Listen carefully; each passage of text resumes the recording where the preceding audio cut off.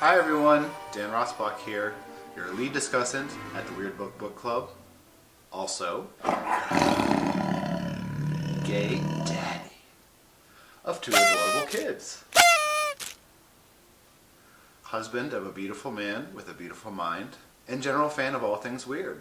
So I have to say that, regrettably, I've not been a very consistent poetry reader over the past several years. And that's despite the fact that some of the most foundational, moving, powerful literary experiences I've ever had have been with poetry collections. I think it's possible that I was somewhat scarred or thrown off by some of those big, important modernists like T.S. Eliot. You know, the kinds you need, footnotes, a Latin dictionary, and a classical education just to sort of follow along with.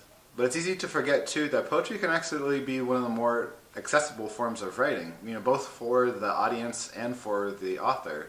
It requires less time investment for both to produce and to consume, generally speaking.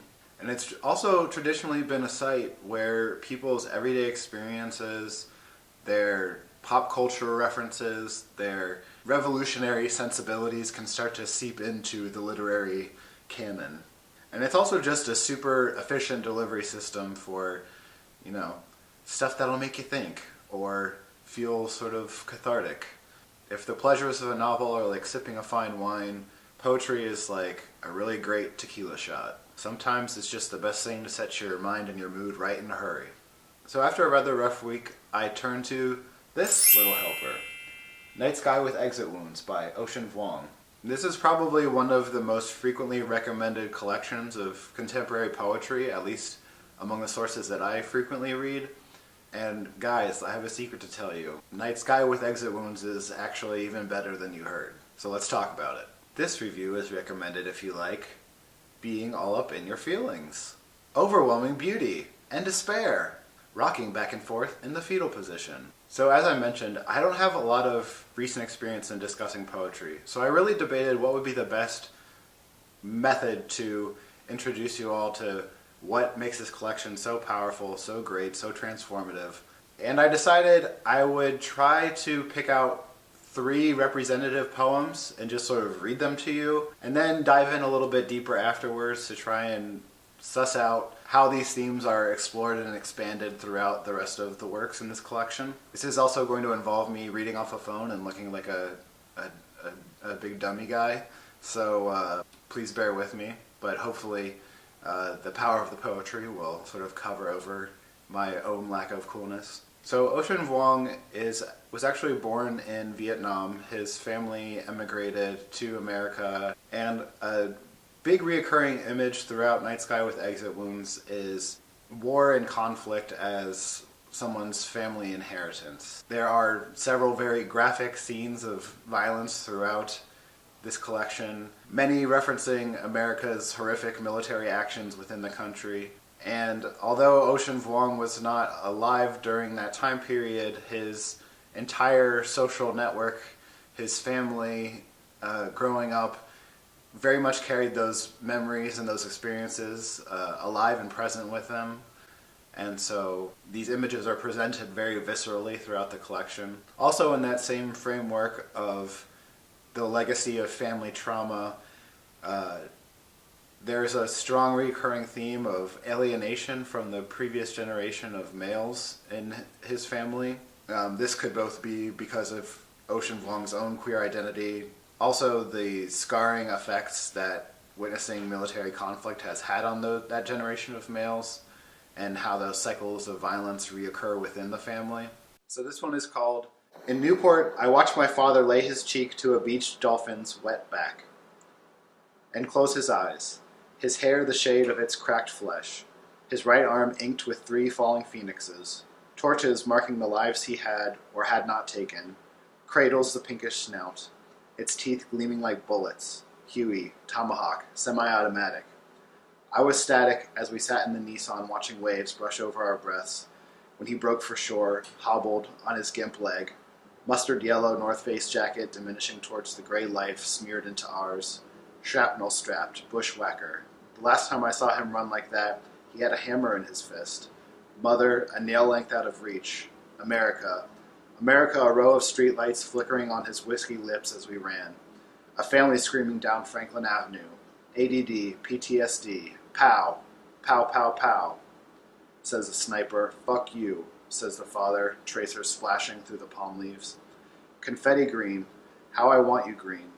Green despite the red, despite the rest. His knees sunk in ink-black mud. He guides a ribbon of water to the pulsing blowhole. Okay, okay.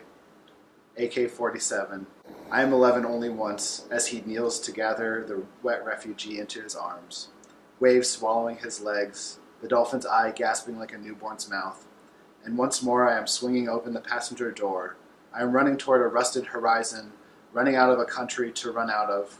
I am chasing my father, the way the dead chase after days, and although I am still too far to hear it, I can tell by the way his neck tilts to one side as if broken, that he is singing my favorite song to his empty hands. In this poem, there's another recurring image here, the refugee. This person, or in this case an animal, that is inhabiting conditions so hostile that it's forced to flee into another space that also doesn't want it, can't accommodate it. This whole pattern of running out of something and into something else.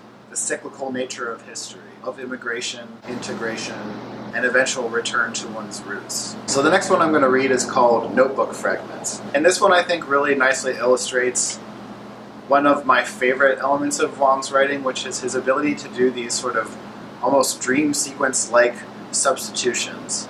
It's like you're having a nightmare, someone's pointing a gun at you, and all of a sudden it turns into a banana. And there's both real humor in that and also some surprises that are legitimately horrifying, intentionally so I think. And Vuong also has this amazing capacity for making moments of the past feel very present, illustrating how those prior moments are informing current experiences. Notebook Fragments. A scar's width of warmth on a worn man's neck. That's all I want it to be. Sometimes I ask for too much, just to feel my mouth overflow. Discovery. My longest pubic hair is 1.2 inches. Good or bad? 7:18 a.m. Kevin overdosed last night. His sister left a message. Couldn't listen to all of it. That makes 3 this year. I promise to stop soon. Spilled orange juice all over the table this morning. Sudden sunlight I couldn't wipe away. My hands were daylight all through the night. Woke at 1 a.m. and, for no reason, ran through Duffy's cornfield, boxers only. Corn was dry. I sounded like a fire for no reason. Grandma said, in the war they would grab a baby, a soldier at each ankle and pull. Just like that. It's finally spring. Daffodils everywhere. Just like that. There are over 13,000 unidentified body parts from the World Trade Center being stored in an underground repository in New York City. Good or bad? Shouldn't heaven be super heavy by now? Maybe the rain is sweet because it falls through so much of the world. Even sweetness can scratch the throat, so stir the sugar well, Grandma. 4:37 a.m. How come depression makes me feel more alive? Life is funny. Note to self. If a guy tells you his favorite poet is Jack Kerouac, there is a very good chance he's a douchebag.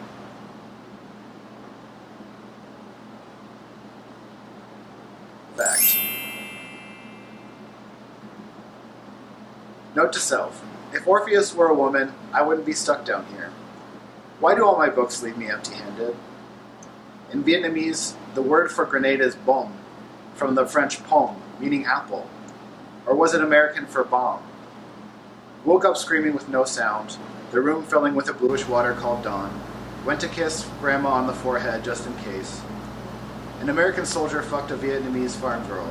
Thus my mother exists. Thus I exist. Thus no bombs equals no family equals no me. Yikes. 9:47 a.m. Jerked off 4 times already. My arm kills. Eggplant equals kafao equals grenade tomato. Thus nourishment defined by extinction. I met a man tonight, a high school English teacher from the next town, a small town. Maybe I shouldn't have, but he had the hands of someone I used to know, someone I was used to. The way they formed brief churches over the table as he searched for the right words. I met a man, not you. In his room, the Bible shook on the shelf from candlelight. his scrotum a bruised fruit. I kissed it lightly, the way one might kiss a grenade, before hurling it into the night's mouth. Maybe the tongue is also a key. Yikes. I could eat you, he said, brushing my cheek with his knuckles. I think I love my mom very much. Some grenades explode with a vision of white flowers, baby's breath booming in a darkened sky across my chest. Maybe the tongue is also a pin. I'm gonna lose it when Whitney Houston dies. I met a man. I promised to stop. A pillaged village is a fine example of perfect rhyme. He said that. He was white. Or maybe I was just beside myself, next to him. Either way, I forgot his name by heart. I wonder what it feels like to move at the speed of thirst. If it's fast as lying on the kitchen floor with the lights off. Christopher. 6:24 a.m., Greyhound Station. One-way ticket to New York City, $36.75. 6:57 a.m. I love you, Mom. When the prison guards burned his manuscripts, Wen Chi Tian couldn't stop laughing. The 283 poems already inside him. I dreamed I walked barefoot all the way to your house in the snow. Everything was the blue of smudged ink, and you were still alive. There was even a light, the shade of sunrise inside your window. God must be a season, Grandma said, looking out at the blizzard drowning her garden. My footsteps on the sidewalk were the smallest flights. Dear God, if you are a season, let it be the one I passed through to get here. Here. That's all I want it to be. I promise. So one thing that is not necessarily unique to Vuong's poetry, but is an aspect of it that I particularly enjoyed, is how often in poetry the persona of the author, their day-to-day processing of the things that have happened to them, and the workings of turning that into poetry are very much front and center. This sort of alchemy, taking scraps of random observation and turning them into something incredibly beautiful and funny and scary. Those precise moments, those timestamps, those exact figures are sort of steeped in this stew of family and world history, and they dissolve and expand out and intertwine. So the last one I'm going to read for you today, this was a piece that really convinced me that I needed to read this collection. I first encountered it in a poetry anthology, which I will be recommending later. Some of the themes that I think this poem illustrates really powerfully are these interlocking themes of queer sexuality, relationships which are sort of mutually penetrating and molding, and also the transformation of bodies. Like in a classic Greek myth, during this heightened state of anxiety, of erotic pleasure, of trauma, bodies are magically transformed into an entirely new way of being, and in a way saved, but also becoming utterly unfamiliar from the form that they once occupied. This one is called Someday I'll Love Ocean Vuong. Ocean, don't be afraid. The end of the road is so far ahead, it is already behind us. Don't worry, your father is only your father until one of you forgets. Like how the spine won't remember its wings, no matter how many times our knees kiss the pavement. Ocean, are you listening? The most beautiful part of your body is wherever your mother's shadow falls. Here's the house with childhood, whittled down to a single red tripwire. Don't worry, just call it horizon, and you'll never reach it. Here's today. Jump. I promise it's not a lifeboat. Here's the man whose arms are wide enough to gather your leaving. And here the moment just after the lights go out, when you can still see the faint torch between his legs. How you use it again and again to find your own hands. You asked for a second chance and are given a mouth to empty out of. Don't be afraid. The gunfire is only the sound of people trying to live a little longer and failing. Ocean. Ocean, get up. The most beautiful part of your body is where it's headed. And remember, loneliness is still time spent with the world. Here's the room with everyone in it. Your dead friends passing through you like wind through a wind chime. Here's a desk with the gimp leg and a brick to make it last. And yes, here's a room so warm and blood close, I swear you will wake and mistake these walls for skin. In this poem, I think we see a form of almost survival strategy, or a means of coping with trauma, It's not optimism, and it's not forcing yourself to believe that everything will be okay, but almost to convince yourself that these issues are so large and all-encompassing that they're not even worth worrying about. Also just that focus on moving forward, the sheer propulsiveness of his prose, this process of shuffling through images and feelings until you find one that feels like a more tolerable substitute. So for style, scope, and overall weirdness, I give Ocean Vuong's Night Sky with Exit Wounds 5 out of 5 sick Jack Kerouac diss tracks. Next steps, next steps. So this is a segment where we talk about you really enjoy this book and you're eager to explore something similar. What's going to keep that poetic flame burning in your heart now? If you're in the mood for another feast of queer poetry, you absolutely need to get Nepantla, an anthology of queer poets of color. This is where I first encountered Ocean Vuong's poetry, and it contains a huge sampling of contemporary poets, most of whom, by virtue of not being a poetry reader over the past decade, I have never heard of. But there are also big names like James Baldwin, County Cullen, Nikki Giovanni, young up-and-comers like Dana Smith. And like most collections, there will definitely be individual pieces that resonate with you more deeply than others. But seriously, there is nothing in this collection that is less than excellent. You've got a poetics of rage. You've got a poetics of the body. You've got a poetics of contemporary racial dynamics in America. A poetics of suffering, of sexuality, of love and loss. It's just an explosion of feelings and images that have to be experienced for yourself. If you're looking for another collection of queer poetry that will grind your heart into tiny fragments of dust beneath its boot heel, then you should check out Crush by Richard Siken. This book was first recommended to me by my dear friend and young adult fiction author extraordinaire, Carrie Winfrey. Apparently she randomly plucked it off of the library shelf and one day just said, "Hey, this is a book of gay poetry I found. You should read it. It's good." And I did. And it was amazing. It's like that same feeling when you discover a new band or a new album that just feels like this amazing summation of so many things that you've been thinking about. And it's written in a very accessible style. There are recurring themes of sort of the riskiness of queer relationships.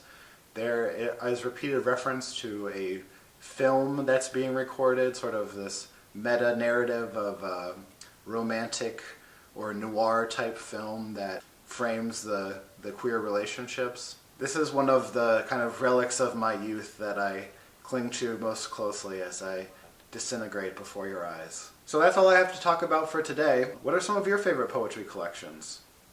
Are you reading a poet that is getting you really excited and you want more people to talk about them with? Let me know in the comments. As always, if you enjoyed today's discussion, I really appreciate it. If you like, comment, share, and subscribe, feel free to connect with me on social media. Links are in the description below. And until next time, happy reading, weirdos.